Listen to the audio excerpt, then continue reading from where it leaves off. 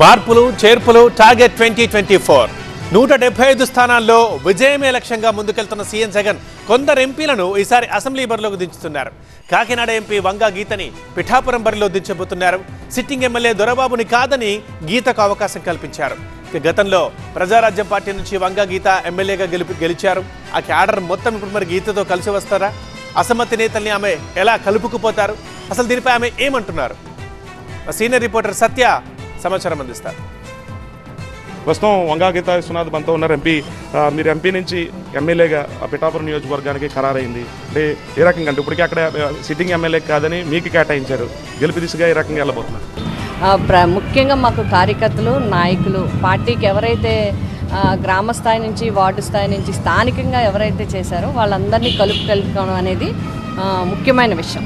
ఎందుకంటే ప్రజల్లోకి వెళ్లే ముందు పార్టీ పరంగా, సంస్థాగతంగా ఎవరైతే ఉన్నారో వాళ్ళు మనకి చాలా ముఖ్యం. కాబట్టి వారందరినీ కలుపుకొని, స్థానికంగా అక్కడ ఉండే నాయకులందరినీ కలుపుకొని వెళ్ళాలనేది మా ఉద్దేశం.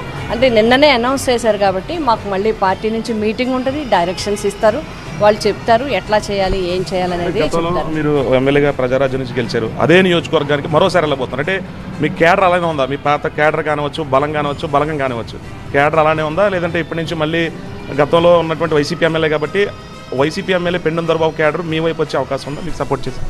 అంటే ఇప్పుడు నాకు మళ్ళీ పిఠాపురం మళ్ళీ చేసే అవకాశం రావటం నా అదృష్టం.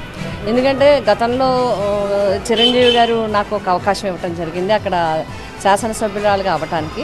ప్రజలందరూ కూడా, కార్యకర్తలు, నాయకులు, అప్పుడుండే యూత్ కానీ, చిరంజీవి గారి యొక్క ఫ్యాన్స్ కానీ మొత్తం అందరూ కూడా నన్ను ఒక ఆడపడుచుగా చూశారు. ప్రజలందరూ నిజంగా క్యాడర్ అంతా నన్ను ఒక అక్కలాగా చూశారు. అలాగే ప్రజలందరూ కూడా నాకు ఆడపడుచుగానే చూశారు. చూసి అంత పోటాపోటీలో కూడా, హోరాహోరీలో కూడా నన్ను గెలిపించడం జరిగింది. అలాగే మళ్ళీ చేసే అవకాశం రావటం అనేది నిజంగా నా అదృష్టం. ఇంకా ఇప్పుడు మీరు అన్నారు పెండెం దొరబాబు గారు, మేమంతా ఒకటే పార్టీ. అవకాశాలు ఒక్కొక్కసారి మారుతూ ఉంటాయి.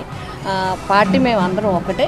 ప్రజారాజ్యం నుంచి ఉన్న వాళ్ళు అందరూ ఉన్నారు, అట్లాగే ఇప్పుడు వైసీపీకి ఉన్న వాళ్ళు ఉన్నారు. మేమంతా కలిసి వెళ్తారు. ఒకవేళ ఆయన నియోజకవర్గంలో ఇంకా పార్టీ మారే యోచన వినిపిస్తుంది వినికిడి, కానీ ఆయన వైసీపీలోనే ఉన్నారు. ఒకవేళ ఆయన నియోజకవర్గంలో ఆయనతో కలిసి వెళ్తారు? ఖచ్చితంగా, తప్పకుండా. సోదరులు దొరబాబు గారి సహకారం తప్పకుండా ఉండాలి.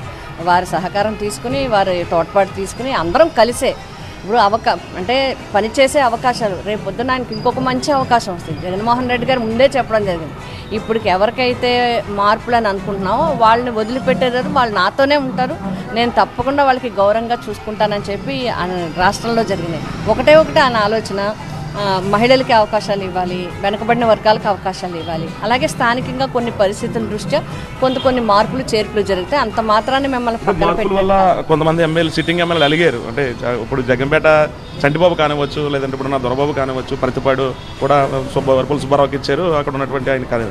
సో అంటే ఈ అలకలు సహజం అంటారా? ఏ రకంగా చూడొచ్చు? ఎందుకంటే ఎంపీలుగా ఉన్న వాళ్ళని ఎమ్మెల్యే కింద ఇచ్చారు. అటు రాజమండ్రి ఎంపీ భరత్ని కానివచ్చు, మిమ్మల్ని కానివచ్చు, పార్లమెంట్ స్థాయిలో ఉన్న వాళ్ళని ఎమ్మెల్యేగా ఇస్తారు. కొంతమంది ఎమ్మెల్యేగా ఉన్న వాళ్ళని ఎంపీకి వెళ్ళాలనే ఆలోచనలో, అధిష్టానం ఆలోచన, అంటే ఏ రకంగా, ఏ స్ట్రాటజీలో చూడొచ్చు? సహజం అది. ఎవరికైనా, అందరికీ కూడా ఎవరికైనా అవకాశం అనేది